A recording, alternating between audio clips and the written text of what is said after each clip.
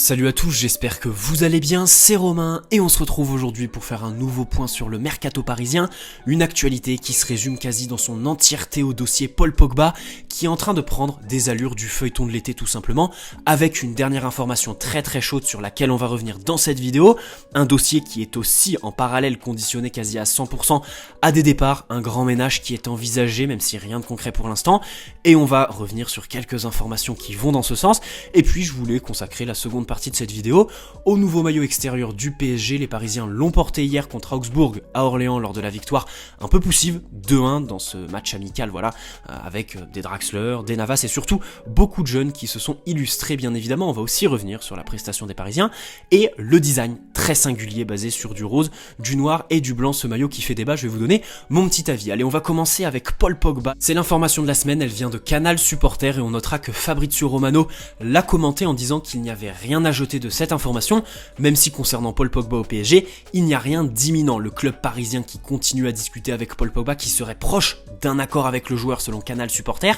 et Paul Pogba qui viendrait bouleverser en cas d'arrivée la hiérarchie des salaires au PSG, puisqu'il deviendrait le troisième plus gros salaire du club derrière Neymar et Mbappé. Le PSG qui a fait du champion du monde sa priorité absolue pour le reste de ce mercato, avec Eduardo Camavinga en plan B, ça tout le monde le sait. La volonté de Paul Pogba qui a bien évolué, d'abord sur une grande dimension sur ces dernières années, et bien Paul Pogba est enfin ouvert à une arrivée au PSG, parce que voilà, le PSG est un intéressé de longue date de Paul Pogba, ça tout le monde le sait de toute façon, même à l'époque Juventus, Nasser était déjà sur le coup, mais jusque là le joueur, il avait un peu peur de revenir dans sa région natale, peur de la pression que cela engendrait au niveau de son entourage bien évidemment. Depuis, évidemment il a pris en maturité, il est ouvert d'abord à revenir dans sa région natale,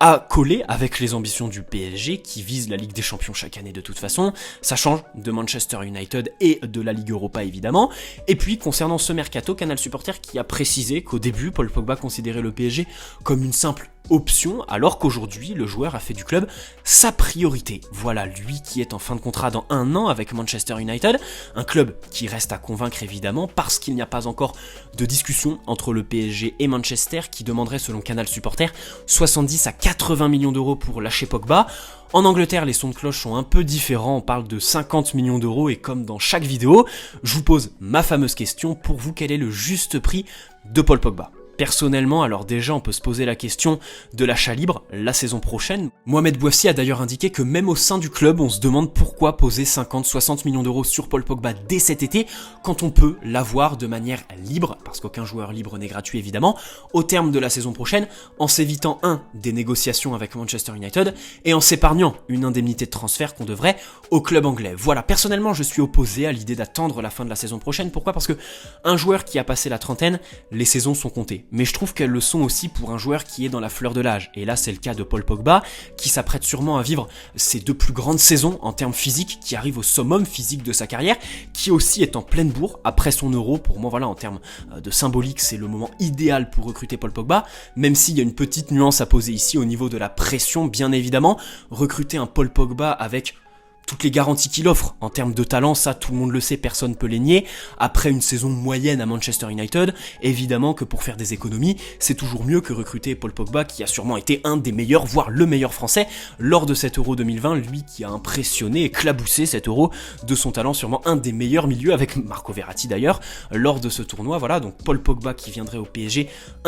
pour bouleverser la hiérarchie des salaires comme indiqué par le site Canal Supporter, et puis surtout la hiérarchie des statuts, parce que Paul Pogba est plus fort que n'importe quel milieu du PSG aujourd'hui, à part Marco Verratti. Avec Marco Verratti d'ailleurs, il pourrait construire l'une des plus belles complémentarités sur la planète foot aujourd'hui, donc le PSG doit envisager un dégraissage, d'abord pour faire rentrer des liquidités, parce que cette opération a un énorme coût, et puis aussi pour donner un peu d'ordre dans ce groupe, faire de la place numérique, parce qu'imaginons Paul Pogba arriver au sein de cet effectif après Wijnaldum, bien là tu te retrouves avec Ander Herrera, 8 millions d'euros par an, et toujours le même problème du salaire qui ne colle pas avec le statut, un joueur qui resterait en sortie de banc. Pareil pour Leandro Paredes, qui je pense se ferait manger complètement par Paul Pogba s'il rejoint le PSG, donc il faut absolument faire de la place, et c'est dans ce sens qu'il y a quelques informations. Pour l'instant, c'est Rafinha et Ander Herrera qui sont les plus susceptibles de quitter le PSG cet été. Rafinha qui a la volonté de partir du PSG, et ça c'est un premier très bon point sur lequel je voulais revenir. Je vais profiter de cette vidéo pour revenir là-dessus et revenir aussi sur Mitchell Baker.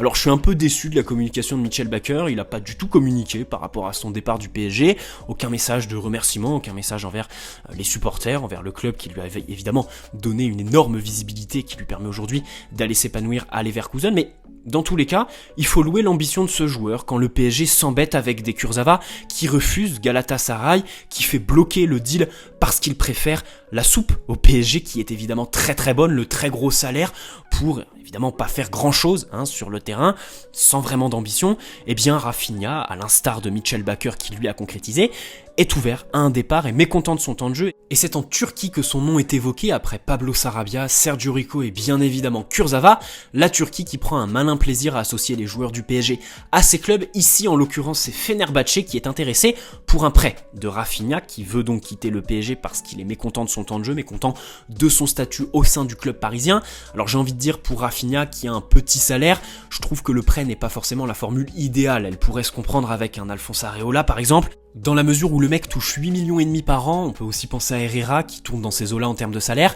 Et puis pour prendre une expérience récente, on peut par exemple citer Julian Draxler, voilà, qui a toujours intéressé pas mal de clubs, le Hertha Berlin, Arsenal pour ne citer que, mais ça a toujours bloqué au niveau du salaire parce que le joueur se sent très bien à Paris, à l'environnement qui lui plaît, la vie parisienne évidemment, et puis les millions d'euros, voilà, les joueurs sont obligés de baisser leur salaire parce que les clubs qui s'intéressent à eux ne sont en aucun cas en mesure de leur offrir autant que le PSG leur offre. Donc la solution ici, c'est le prêt, dans lequel le PSG prend en partie le salaire, l'autre club évidemment qui prend l'autre partie, et puis ça permet aux joueurs déjà de jouer, d'avoir des performances et de la visibilité, bien évidemment si elles sont bonnes. Là pour Rafinha, on parle quand même d'un petit salaire, quelqu'un qui nous a rejoint pour 1,5 million je crois, sous la forme de bonus en plus, si le PSG atteignait les demi-finales de Ligue des Champions cette année, il fallait verser 1,5 million à Barcelone, de souvenirs je crois. Donc voilà, un prêt pour moi c'est complètement inutile pour Rafinha.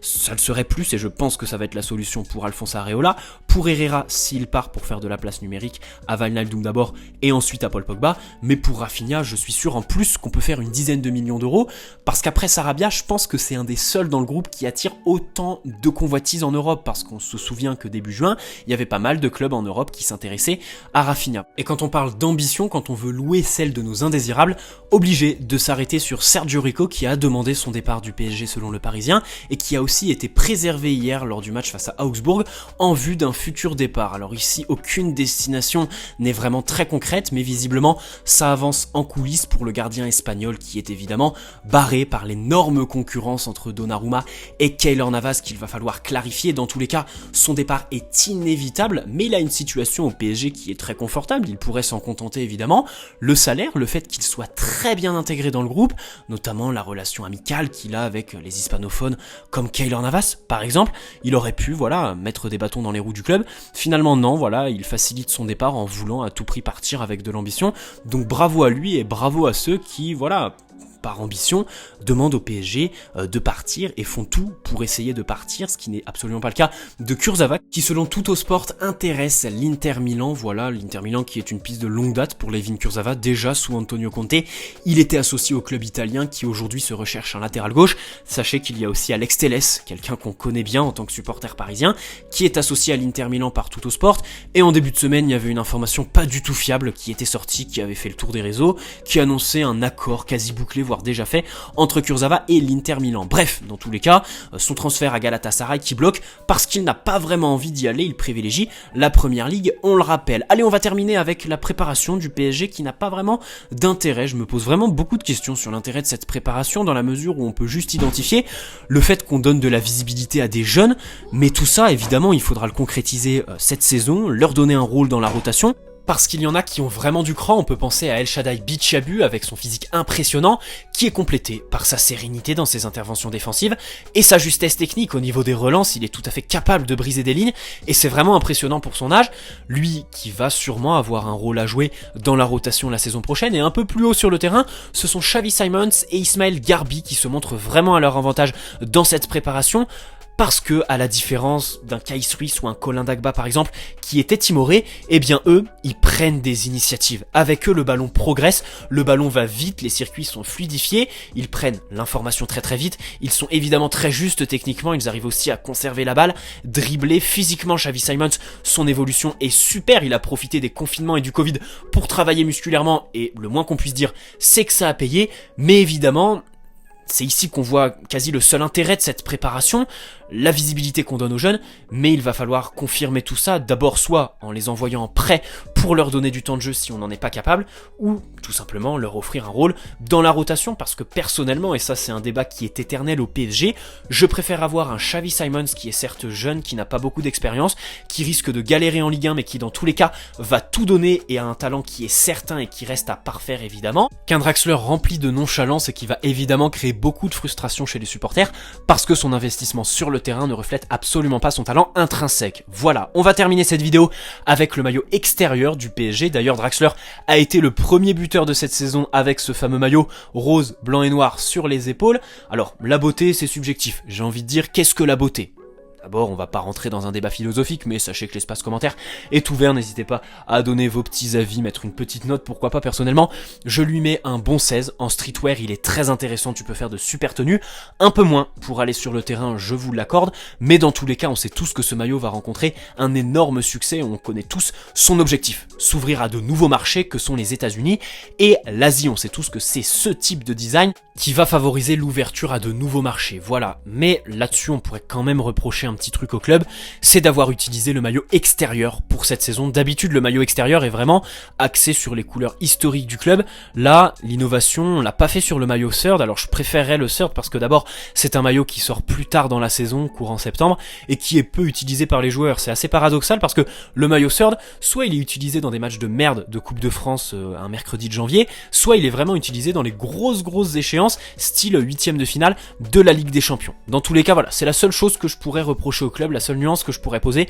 sur ce maillot extérieur, c'est qu'il les ait utilisé ce maillot extérieur pour innover cette saison, voilà. Mais en tout cas, bravo à Nike pour la réussite de ce maillot, selon moi. J'espère que cette petite vidéo vous aura plu, n'hésitez pas à poser un like si c'est le cas, vous abonner si ce n'est pas déjà fait, et puis on se retrouve dès qu'il y a une nouvelle information pour la traiter, pour en discuter, pour débattre et analyser bien évidemment. C'est le point mercato. Allez, très bonne soirée à tous, allez Paris, ciao.